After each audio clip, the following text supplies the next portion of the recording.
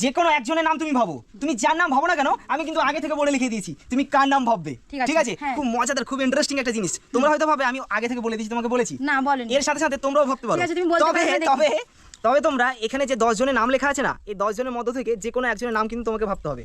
ওকে, তোমরা ভালো করে দেখে নাও, কারো একজন নাম তোমরা ভেবে নাও, তুমিও ভেবে নাও, ঠিক আছে? ভেবে নিয়েছো, তোমরাও ভেবে নিয়েছো, 10 জনের মধ্য থেকে একজনের নাম ভেবে নিয়েছো।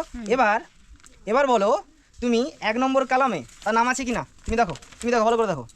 1 নম্বর কালামে তার নাম আছে? হ্যাঁ আছে। 2 নম্বর কালামে তার নাম আছে? না। কালাম নয় কলাম, ঠিক আছে। 1 নম্বরে আছে? হ্যাঁ। 2 নম্বরে আছে? না। 3 নম্বরে আছে? হ্যাঁ। 3 নম্বরে আছে? 4 নম্বরে আছে? না। নেই? না। আচ্ছা, তাহলে তো আমাকে বলতে হবে এখন কোন নামটা আমি বলবো। হ্যাঁ ঠিক আছে, এবার আমি বলে দিচ্ছি তুমি কোন নামটা ভেবেছিলে।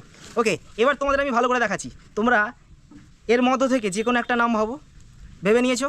ভালো করে আমি দেখাচ্ছি, ভেবে নিয়েছো? এরপর তোমরা 1 নম্বর কলামে সেই নামটা আছে কিনা দেখো, ঠিক আছে? 2 নম্বর কলামে সেই নামটা আছে কিনা দেখো, 3 নম্বর কলামে সেই নামটা আছে কিনা দেখো, 4 নম্বর কলামে সেটা আছে কিনা দেখো, ঠিক আছে?